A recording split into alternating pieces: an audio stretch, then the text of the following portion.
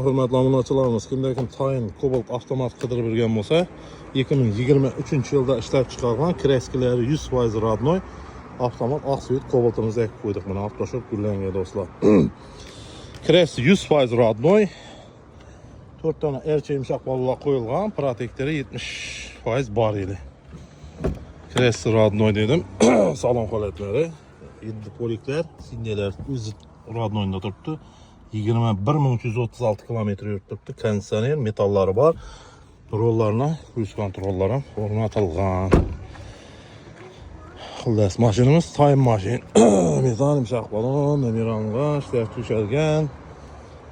Hamma bor. Probegini qo'ydim. Probegi kam yurgan do'stlar.